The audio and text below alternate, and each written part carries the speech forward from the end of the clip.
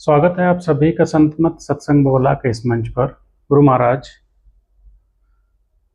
एक प्रश्न हमें प्राप्त हुआ है, ग्रहों और नक्षत्रों का हमारे जीवन पर क्या प्रभाव पड़ता है? मेरी प्यारी प्यारी आत्माओं, आप सब कैसे हैं? मैं समझता हूँ आप ठीक होंगे। और भी मैं मालिक से प्रार्थना करता हूँ कि आपका दामन खुशियों से भर दे।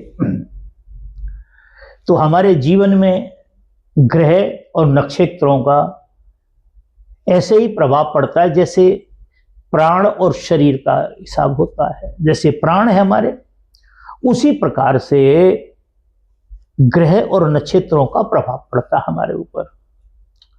बशर्ते क्या है कि हम जानते नहीं उसको। हम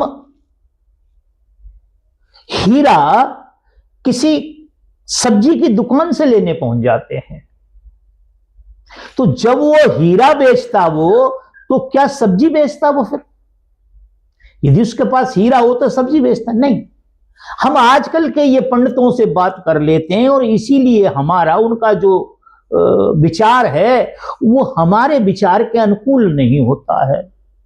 जैसे उन्होंने कुंडली बना दी, पता लगा कि लड़की और लड़के तो घर नहीं पहुंच पाए, बीच में एक्सीडेंट हो गया। कहां शुभ विवाह हुआ? नहीं। अब देखें, मैं एक प्रमाण देता हूं आपको। ग्रह क्या होती हैं? साइंटिस्ट भी मानते हैं ग्रहों के लिए। अब आप देखें कि आज के 100 साल बाद किस महीने की पूर्णमासी किस दिन पड़ेगी, किस तारीख को पड़ेगी, आज ही घोषित कर दिया जाएगा उसे। और यह बात समझने की है कि जिस दिन घोषित की गई थी वह दिन आएगा तो आप देखेंगे कि प्रकृति ने भी स्वीकृति दे दी कि आज ही पूर्णमासी है, कि चंद्रमा चारों तरफ से पूर्ण हो जाएगा। क्या होगा? चंद्रमा चारों तरफ से पूर्ण हो जाएगा। तो प्रकृति ने भी स्वीकृति दे दी, ज्योतिष ने भी स्वीकृति दे दी। और ध्यान देने की बात है, जिस दिन चंद्रमा पूर्ण होगा उसी दिन की पूर्णमासी होगी और उसी दिन समुद्र में ज्वार भाटा आएगा। कई बार क्या होता है, रात्रि में जहाज आ जाते हैं, तब तो जल होता है वहां, मगर जो देखते हैं कि सुबह हुआ तो रेते पे खड़ा हुआ है, जल तो चला गया नीचे। तो ऐसा बताते हैं, धक्के मारने से जहाज नहीं जाया करते, उन्हें 1 महीने वहां वेट करना पड़ता है। जैसा मैंने सुना है, अच्छा मैं ये नहीं कह सकता कि ऐसा ही होता होगा, सुना है। वो 1 महीने वेट करते हैं, किस दिन का? पूर्णमासी का। और पूर्णमासी को ज्वार भाटा आएगा, वो अपना रेडी करके सब रखते हैं, और जैसे ही पानी आता है जहाज उठता है, ले जाते हैं। ग्रह नक्षत्र यदि टाइम टेबल ठीक हो तो यह भी बता दिया जाएगा कि आपकी मूंछ के अंदर कितने बाल हैं, आपका जीवन कितना समय रहेगा, आप कैसे रहेंगे, सौम्य स्वभाव के रहेंगे, तीव्र स्वभाव के रहेंगे या विनम्र स्वभाव के रहेंगे, धनधान्य की क्या स्थिति रहेगी, कब बीमार होंगे, कब आप ठीक होंगे, बशर्ते ज्योतिष की गणना करने वाला हो। आज भी देखो ना, जब ट्यूशन आप जाते हैं तो मैथ के पैसे सबसे ज्यादा लगते हैं। वैसे मैं तो इतना पढ़ा लिखा नहीं हूं, थोड़ा सा ही।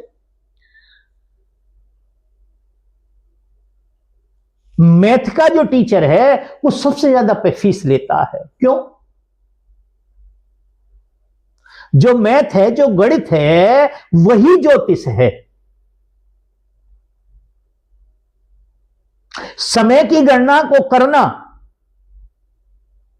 ही ज्योतिष है। पहले उसको ज्योतिष कहते थे, फिर उसे अनेक अनेक नामों से करने लगे। तो मेरी जो मान्यता है, मेरा जो अनुभव है, मेरे जीवन का जो अनुभव है, ग्रह और नक्षत्र का हमारे जीवन में विशेष प्रभाव होता है। मगर हम इस बात को मान के बैठ जाएं कि भाई ऐसा ही होगा, तो ये ठीक नहीं है। कई बार तो ये खेल थोड़ा सा गलत हो गया है। तुम किसी पंडित के पास जाओगे तो क्यों जाओगे, राजी खुशी में तो नहीं जाओगे। थाने में किसी में जाएंगे आप तो कब जाएंगे, राजी खुशी में तो नहीं जाएंगे। किसी वकील के पास जाएंगे तो आप राजी खुशी में तो नहीं जाएंगे। कोर्ट में जाएंगे तो आप राजी खुशी में तो नहीं जाएंगे। कोई भात भरने तो नहीं जा रहे आप वहां। उनको मालूम है कि आप आए कष्ट से, कोई कष्ट है आपको, तो पहले वो डराएंगे आपको और डरा करके आपको वो काम कर लेंगे। इसी प्रकार से आज ज्योतिष का कार्य हो गया है। जो साल भर भी किसी गुरु की शागिर्दी नहीं की, उसने ज्ञान ही नहीं लिया और वो अपना लोगों को ज्ञान देने लगा, इसलिए ये जो हमारे और आपके अंदर और इनके अंदर जो कॉन्ट्राडिक्शन हो रहा है वो इसलिए हो रहा है। नहीं, ज्योतिष का हमारे जीवन में प्रभाव होता है।